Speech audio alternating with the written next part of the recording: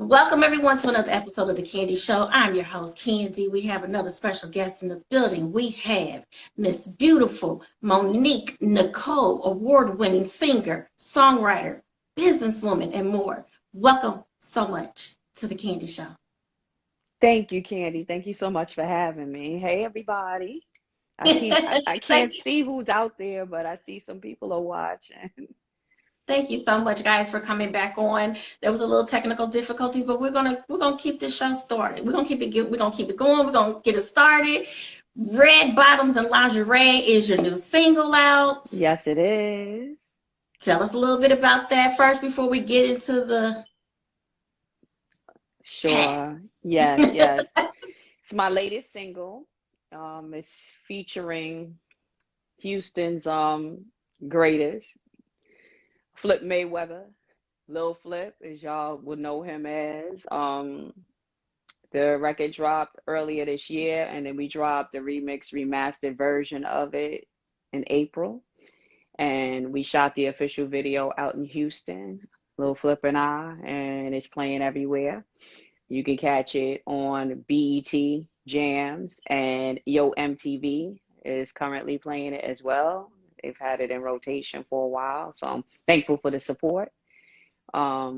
It's streaming like crazy. Everyone seems to really relate with the record. I guess it's a relatable topic as well. So I'm glad. I'm thankful that everyone is embracing the new sound that I'm putting out there. Yes, I was going to get into that. Let's talk a little bit about your inspiration. And I understand that you have been singing since the age of you can talk, but it was a little deeper for you for that. Let's talk a little bit about what actually inspired you. Well, my dad was my first like musical experience because my father sang professionally. So I was always at his knee while he was rehearsing and, playing a trumpet or singing. So he inspired me to do music. But when he went through his hard knocks in the business, he didn't want me to do that as a profession.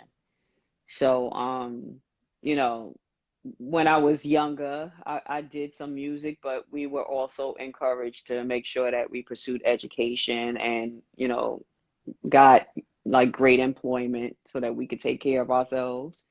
And as my father would say, you can't just be out there shucking and jiving. Like even my father was a lieutenant on the fire department in the city, so he had something solid no matter what was going on in the music business. So um, I stayed active in music through the years, singing in the background, but not so much center stage because that wasn't encouraged, like I said.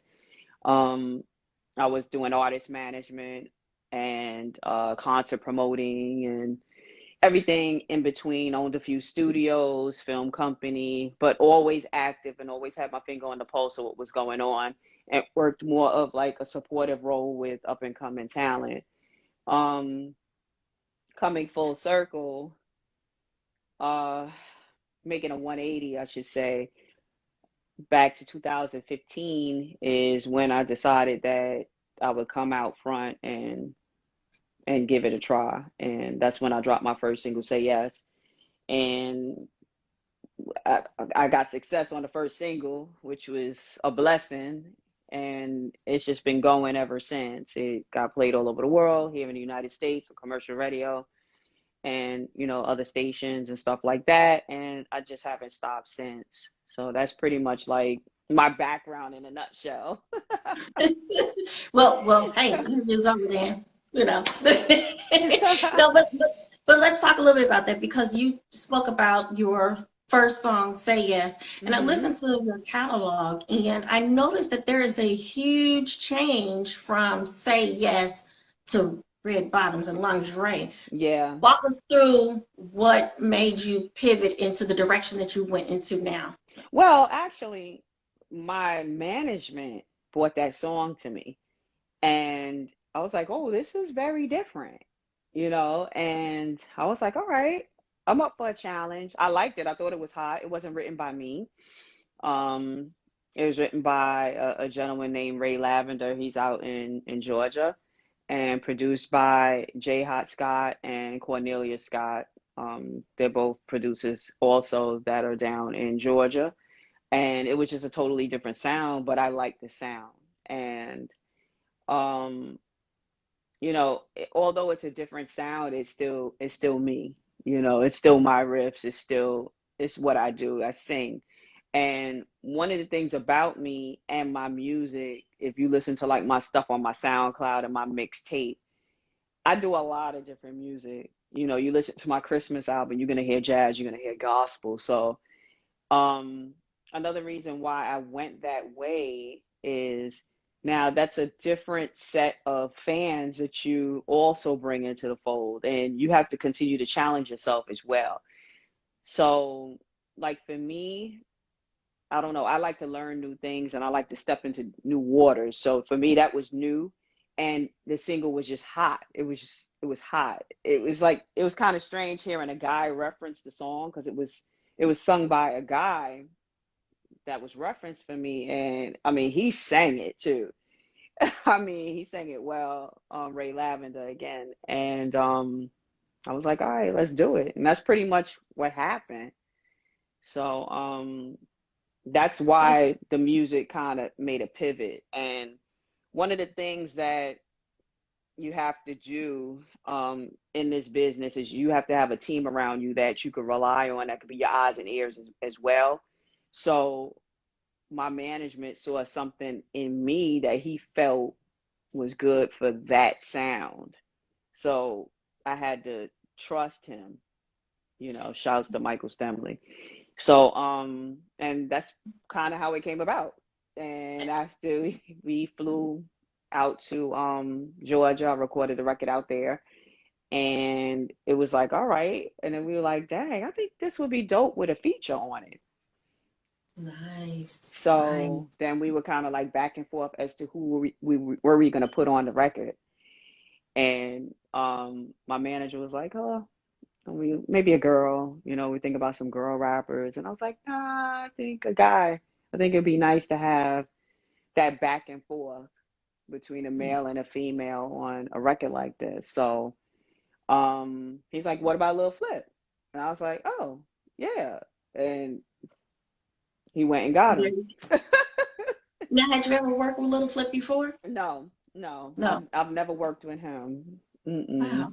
Well, let's talk a little bit about, again, going back to your previous catalog. Yes, Yes. say yes. Now, you have a couple of versions out of that.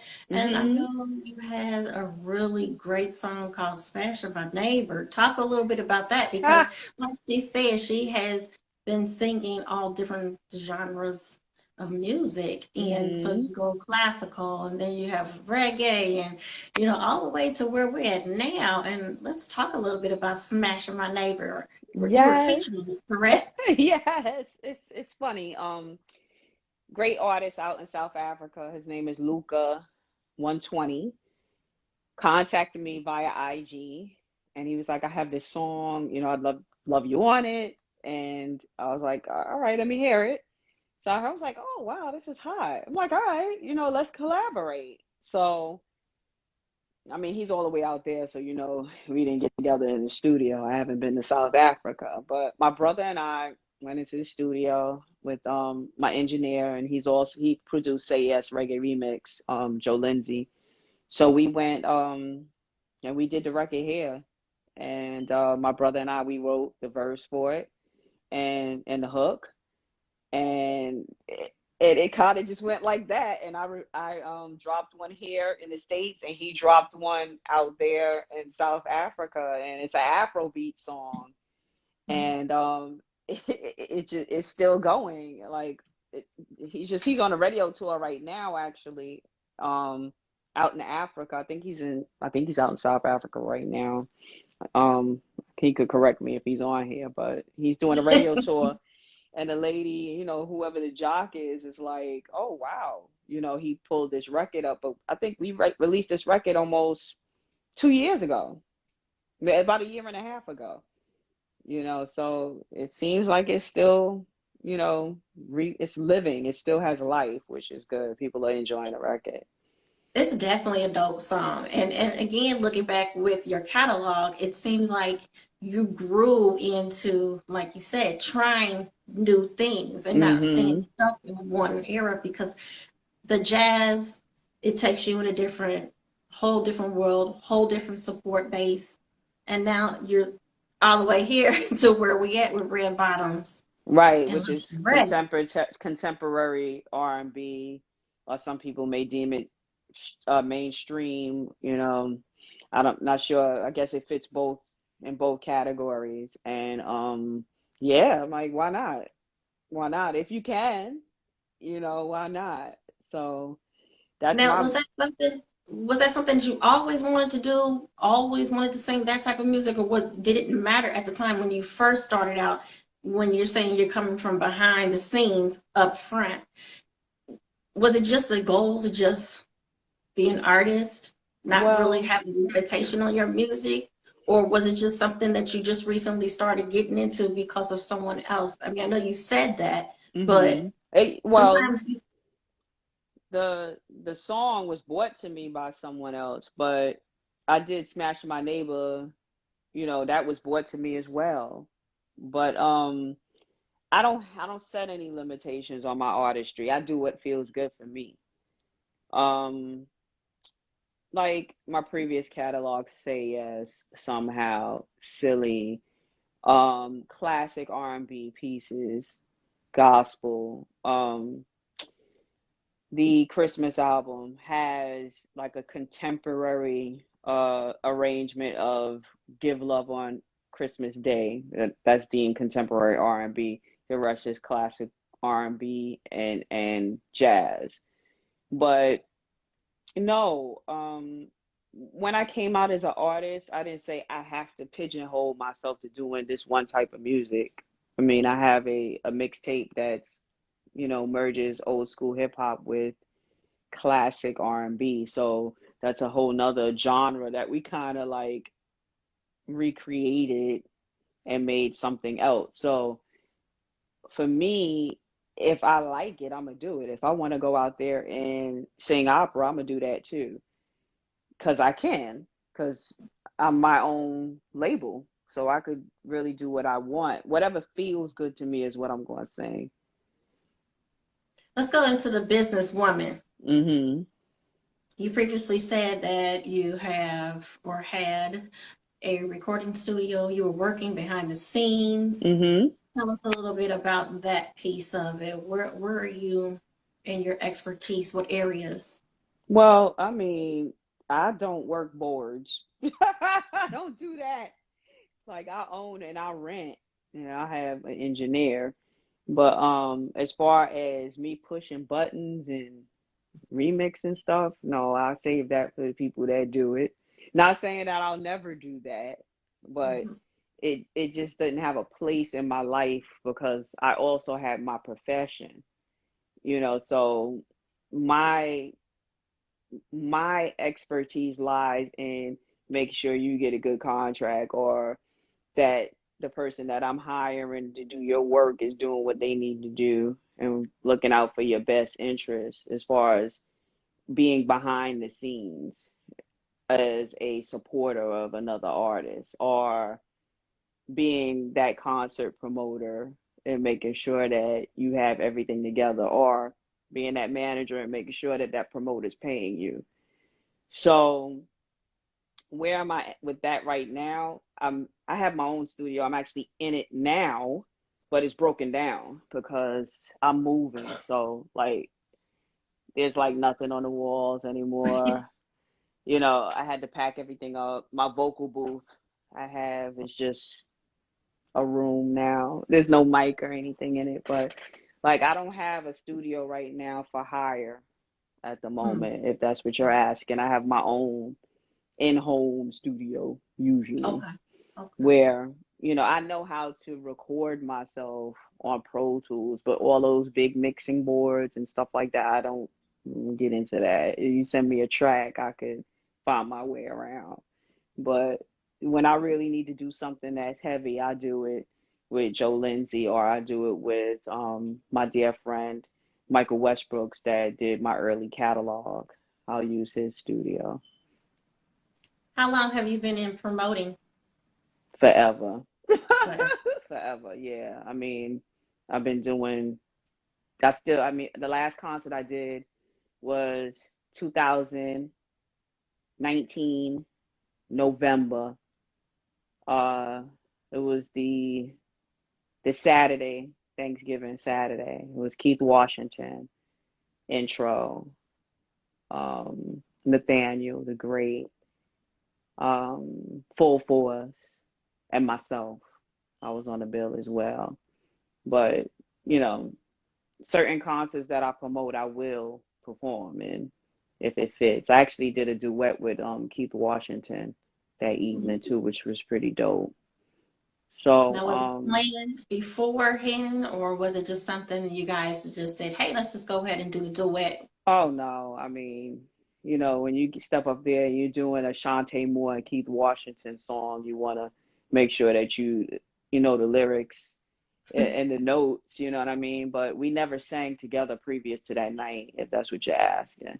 Like we Right. didn't have any rehearsal time. We didn't FaceTime rehearsal. And he was just like, he was like, sis, why you didn't just FaceTime me? I was like, listen, I was so busy making sure people had seats, dealing with the venue, dealing with security, dealing with this, dealing with that, because I'm not just an artist. I was also the promoter. So, you know, dealing with my own set, because I played an hour set and my dance rehearsals and everything else. When we got together backstage, he was like, all right, so what we gonna do? And we did it. That was the end of it. And that's you can do that. I mean, long he's professional, Yeah. I'm professional, and we got up there, and it was awesome. It was pretty awesome. That was like a dream come true, because I really have a very high esteem for him and his art. And he's like one of the most vulnerable singers that of this time. Like when he sings, you feel every emotion when he sings. Like he really sings with all of his heart. That expression is definitely coined for him. So it was a great experience, and he's a really good human being too. So that's pretty dope. Now, I understand how it is. I'm an event planner coordinator, so I know Mhm. how busy you can get and what little time you have available for anything else extra other than that. But you're putting on your events, you're promoting it, and then you're also part of the event. That's That is a crazy. lot. It's That's crazy. I a mean, lot. sis, That's a lot. I needed to sleep for like a week after that. Like after that, putting on a concert of that size, it was just, I was like, this is a lot. It's a lot. I'm not gonna sit here and lie. It always is, but that was like one of the largest ones I've done. And then COVID happened. So that kind of shut everything down. So now the venues are now back open in New York. They never really closed in Georgia. But once I'm done with straddling two cities, and then I can start to coordinate putting some more productions together. So hopefully before the summer ends, instead of And I'll still tour, of course, like do the work for hire, but I still like to do my own events. So I have to somewhere find time for that, or maybe towards the end of the year, we'll see. I know you mentioned about your profession. Now, you recently retired Yes, from I your did. profession. Can you I explain a did. little bit about that? I did 23, almost 24 years, in the police department, Nassau County Police Department, and I retired at the rank of detective sergeant. So I was a supervisor, and I supervised detectives. And detectives, I'm sure everybody knows, they investigate. We do investigations. So Wow. I have to oversee their investigations and make sure that they're closed out, and things of that sort. Work scenes, you got shootings, you got stabbings, you have you know burning buildings, you name it, any island, garden variety crime that has happened out there, I've seen it. So it was a very great and interesting profession. I have gotten to see things that people would never see, like never see or experience. It it was it was a wild ride. It was, and it was great. I enjoyed every minute of it. I mean, most of it was good. Let me not say every minute. Most of it was good. Sometimes you had things that were just so bad that, you know, some of the things you just can't believe that Now, do you think, people would do, but that's part of it. did that happen to have any effect on putting yourself in the forefront? The reason why I ask that is because I can see the difference of the progression from, say yes, image wise, to now where we at with red bottoms in lingerie, the image as well. And it just seemed Hmm. like it was a real major shift. So I wanted to find out, is this something that you've always been feeling you wanted to do? Getting in that forefront, being a little bit more edgier with your image, and maybe a little bit more edgier with your lyrics and the songs that you sing. Did that affect at all about your job, your career path that you were in? Hmm. I mean, you have you have to be careful as to how you handle yourself. Period. On off the job, period, especially as a female. Uh, Image change, I think it's just an evolution more so than the job, because I just retired in April, the end of April. So I had already released this music prior to retirement. So if that's what you're asking, if the severance from leaving the job was where the image change came, I don't know if that's what you mean. Yes, because I understand with that type of position Mm-hmm. in that career, you're scrutinized on what you do on your personal life. Mm-hmm. And so I Mm-hmm. wanted to find out if that kept you in a box when it came to the edginess, your image, and again, the certain songs. No, not for something like red bottoms and lingerie, because it's not a WAP. It's not, it's not that kind of record. So it's red bottoms and lingerie. Look at this, it's not really saying anything that egregious or anything that I would have to hide from work. So no, I would say no. Um, I've always been, you know, comfortable in my womanness and but when you do a record like red bottoms and lingerie, and I think this is what you're getting at, and you have to wear red bottoms and lingerie. So when you're doing your photo shoots are now going to market, they have to surround your product. So now you're in red bottoms and lingerie. So I guess that's where you mean edgy. Um, but as a woman, for me, if you put on the lingerie doesn't mean that your nipples gotta be out. It don't mean that you gotta be raunchy, or you could still do it and be classy with it. If that makes sense. I mean, you said it right there in your song, You know, classy.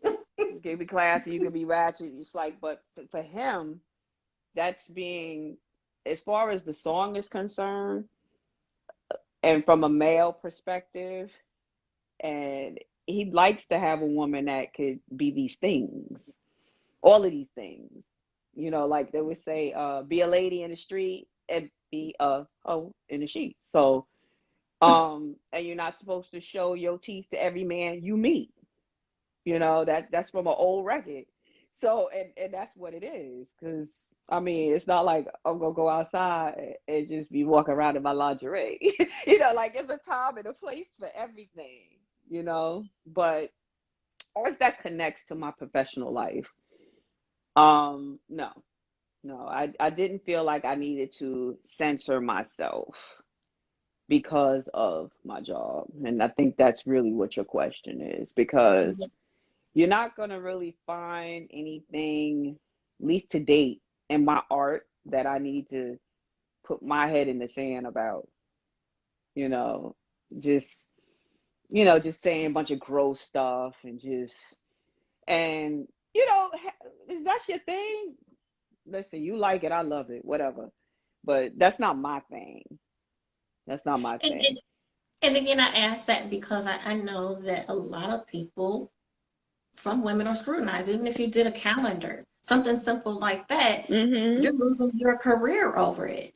Well, And it's like, well, it depends. Like, for instance, we have a lady that's a officer in another department that's in Long Island, and she's a lingerie model.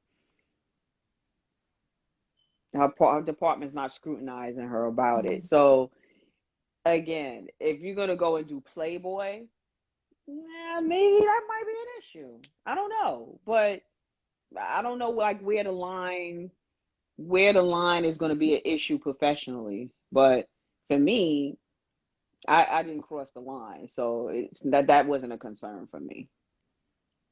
now you have one heck of a banging body. Now, Thank you. I I'm inspired by your body. I'm just gonna let you know. Thank you. I mean, I see all kind of confidence all on your face. Like I'm a confident, black, intelligent woman who can still be sexy without crossing a certain line. Well, thank you. I appreciate that. Spoken from the sexy one herself. Thank you. Oh, thank you so much. Oof, oof, oof. Don't get me to cry, because I will. Where are you planning on going with red bottoms and lingerie after this? What's the next upcoming project for you? What are you doing? Right now, I'm working on my follow-up mixtape, Straight from the Crates too. So we're in the studio currently working on that. When I get back out to Georgia, well, I'm working on a jazz album between us and everybody else. That's on this feed. And I'm also working on my EP, which is gonna have follow-up songs to Red Bottoms and Lingerie. That is more of that contemporary R&B that you've been hearing and that Afro beats type of sound. So the upbeat records are coming as well. So that's what I'm currently working on. I got a lot going on right now. Hmm. And I see you have some dancers, and let everybody know about the video that you also did specifically for the dancers with Oh red yes, bottoms and yes. lingerie. Um, I'm in love with the art of dance. That's number one. Number two, a lot of times when artists shoot videos, especially nowadays, the dancers don't get any light. So I wanted to showcase my dancers. And, I mean, I do have a video where I've danced before, so it's not the first time me dancing, but I don't dance a lot. That I won't say that's my thing. I do move, I work a stage, but as far as like real organized choreography, yes, if I have a big concert, but it's minimal.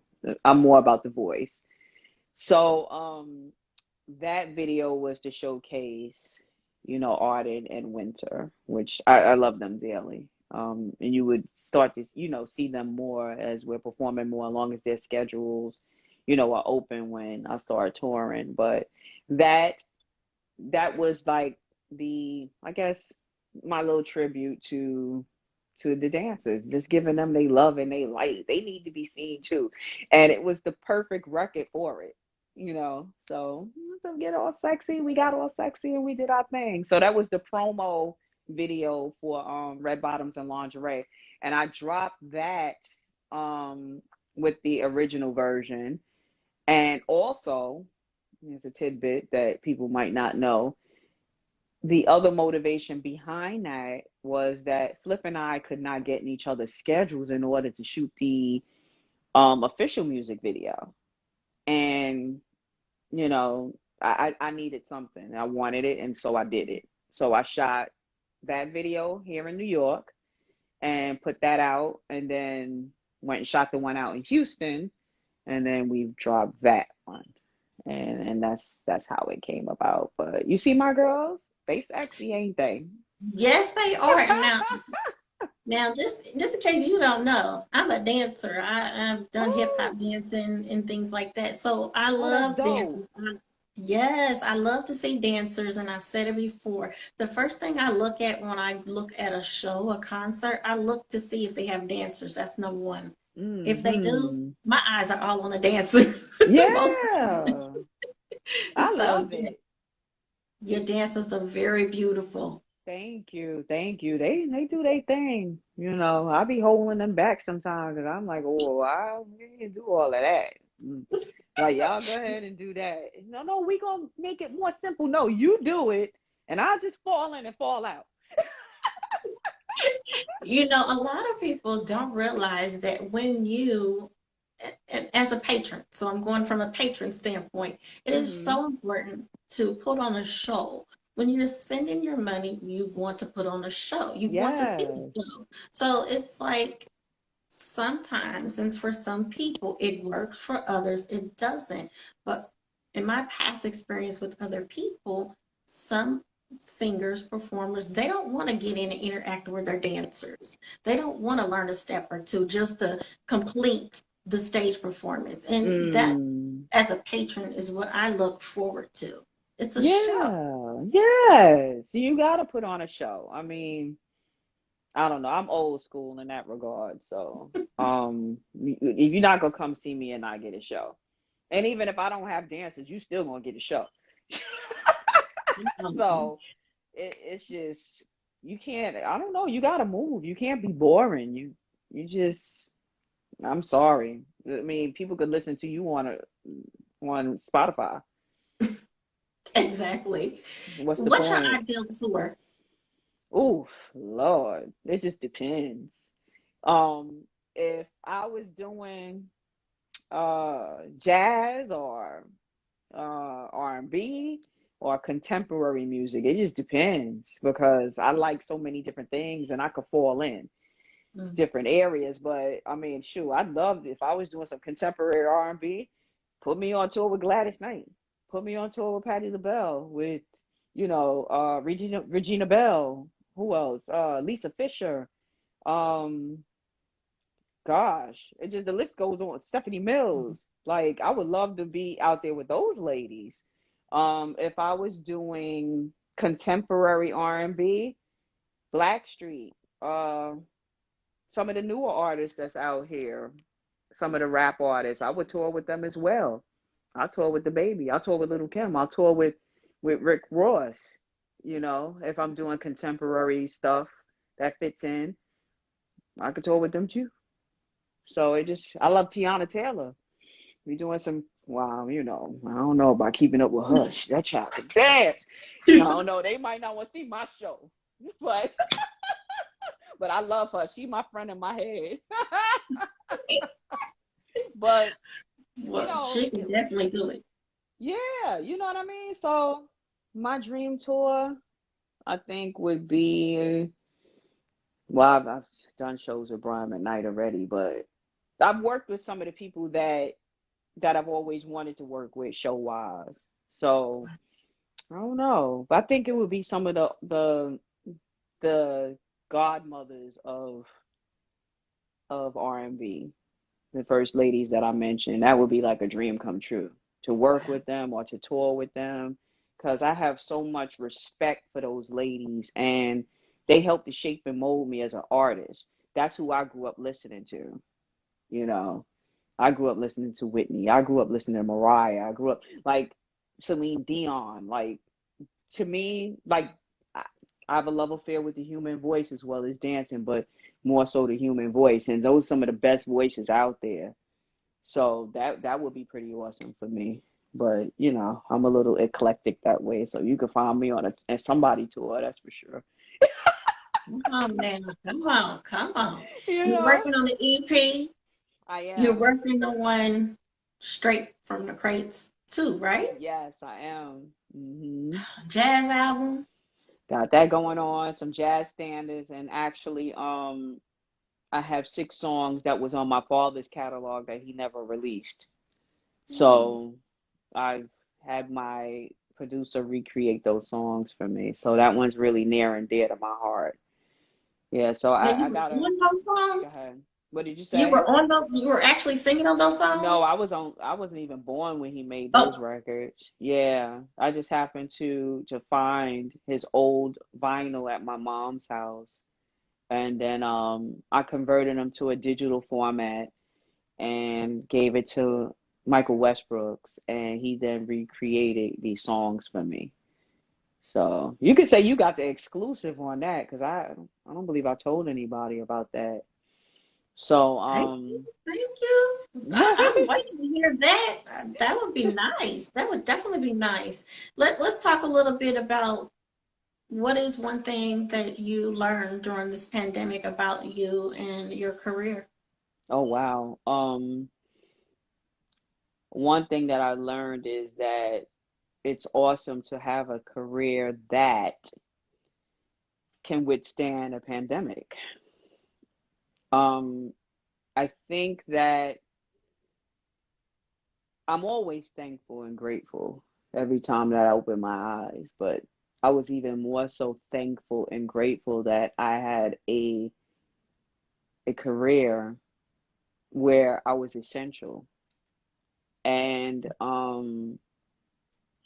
my bottom line wasn't affected as much as it could have been because of the career path that I chose by way of my parents making sure that I had gainful employment and that I went to school and that I didn't just do music.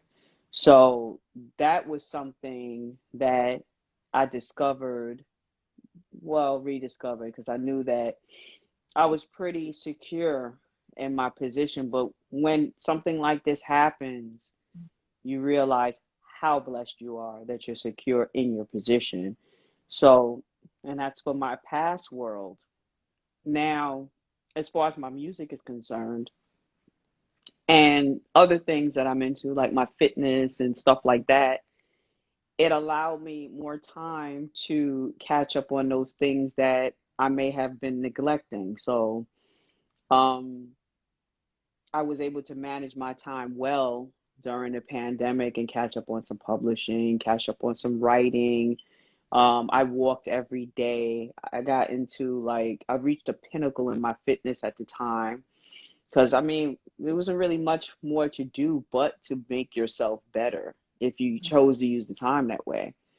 And so I chose to use the time to make myself better, kids better, just doing things that you normally wouldn't have time to do.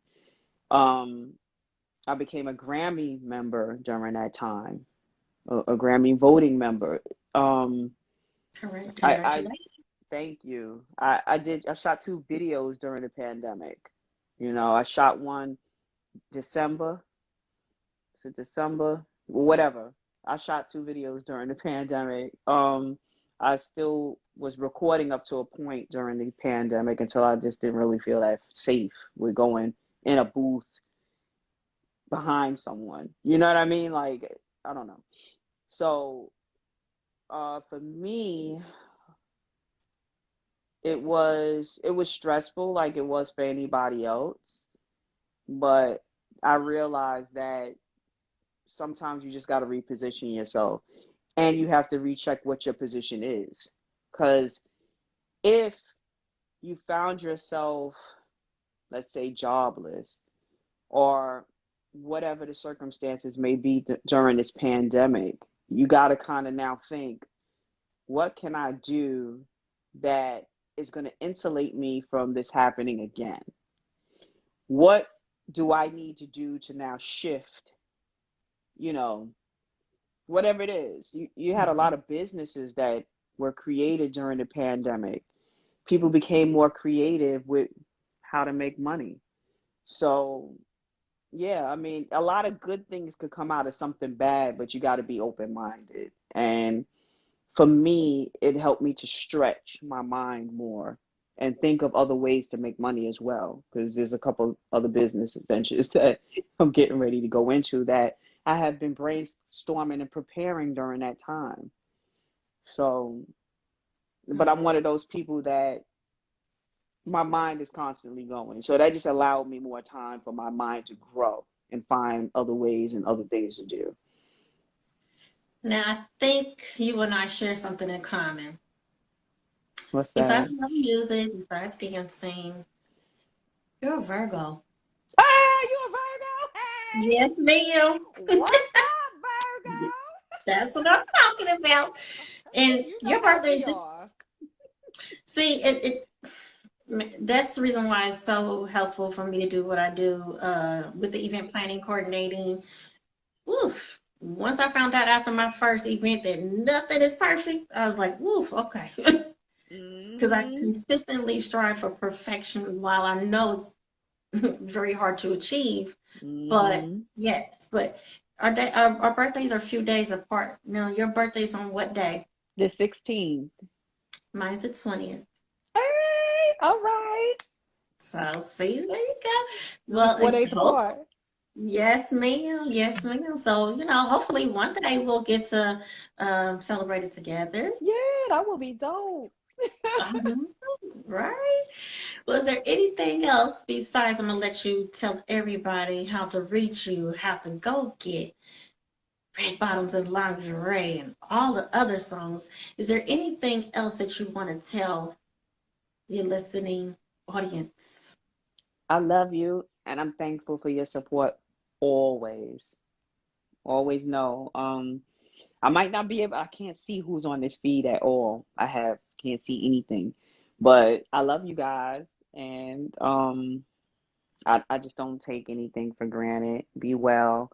You guys can follow me on every platform at Monique Nicole, and that's Nikkole, Moniquenikkole everywhere. Or you could just Google me. If you Google me, all my links will come up, and anything that you need to know about me, you can find out on Google. That's for sure. And I want to say thank you to you, Candy, my fellow Virgo. You know how we do. Thank you for having me on your platform. And that's about it for me. Well, they also can reach you on your website too. You have a They lot sure of can. good things on your website. So just in case they want to get off of social media and pull up your website, let them know what that is too. It's MoniqueNicoleMusic.com. And you could reach me there too. Send me email. All the links to everything is on my website as well.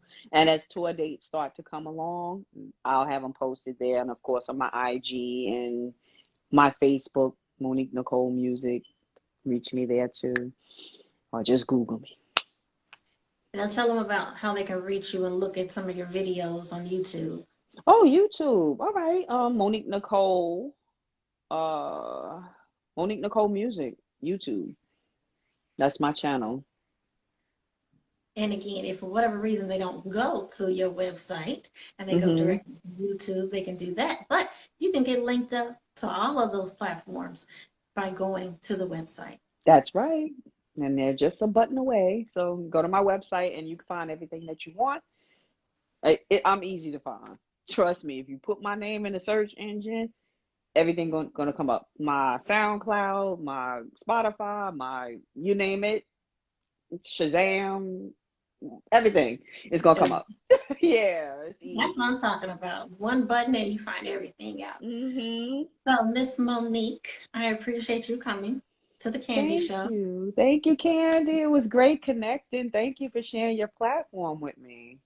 I appreciate you. I will continue to support you. You are so Thank welcome. you. I would And do the same. whew, I'll see you in a few more months because we're gonna invade social media with the Virgos. stuff. Virgo season. Exactly. All right, guys. Thank you so much for tuning in to another episode of The Candy Show. Bye. Bye, Candy. Thanks for having me. You're welcome.